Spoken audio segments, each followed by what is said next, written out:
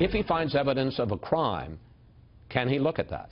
Well, Chris, if he finds evidence of a crime that's within the scope of what Director Mueller and I have agreed is the appropriate scope of his investigation, then he can. If it's something outside that scope, he needs to come to the acting Attorney General, at this time me, for permission to expand his investigation. That was Deputy Attorney General Rod Rosenstein, who has come under fire from critics questioning his involvement in the Russia investigation.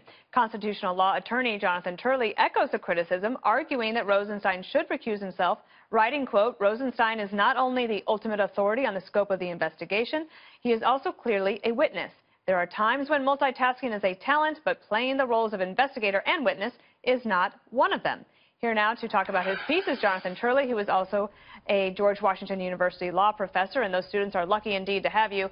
Sir, why do you think that Rosenstein should recuse himself, and do you think that that is actually in the cards? I would think it would have to be weighing on his mind. He's made references before to the possible need to recuse himself. It seems to me perfectly obvious that he should have done so a considerable time ago, about 90 days ago. If you think that you're a material witness, and I think it's demonstrably the case that he's a material witness, he should have taken himself out of the mix at that time. It's clear now that Mueller's investigating obstruction of justice. We just saw a list of high-ranking FBI officials who have said they expect to be called before the grand jury. Rod Rosenstein would have to be on the top of that list. It was his memo that was cited by the White House to justify the termination of Comey. He reportedly clashed with the White House about its account related to that memo. He was there both before and after the termination.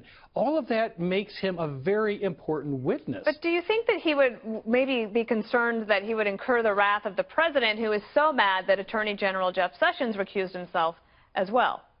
Well, this is an ethical issue, and that should not weigh in the decision.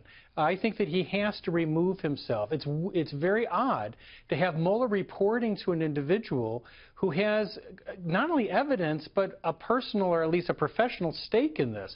His actions, his decisions are going to come under scrutiny before this grand jury if it's looking at obstruction.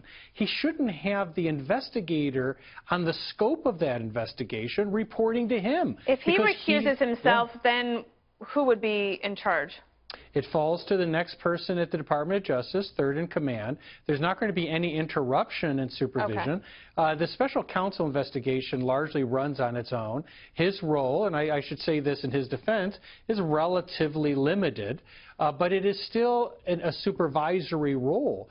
And if he's delaying this until he's actually called before the grand jury, I find that deeply troubling. You don't wait to remove yourself for an actual call to the grand jury. Every indication is that he would have to be consulted if they're going to do a full investigation. All right. And we have word tonight, apparently there was some reporting that the president's lawyers might have reached out to Bob Mueller and with some sort of, hello, thank you for what you're doing. Were you surprised by that? Well, yes. I mean, it does come across as sort of the kiss of death, you know, that it's good to see you. Some people have even said that it could constitute criminal intimidation, which is a rather odd idea. If that's criminal intimidation, then Hallmark executives are serial killers. Yeah, and you know, Bob Mueller might not have a very strong stomach if that's intimidating. All right. Exactly. Thank you, Jonathan Turley. Appreciate it.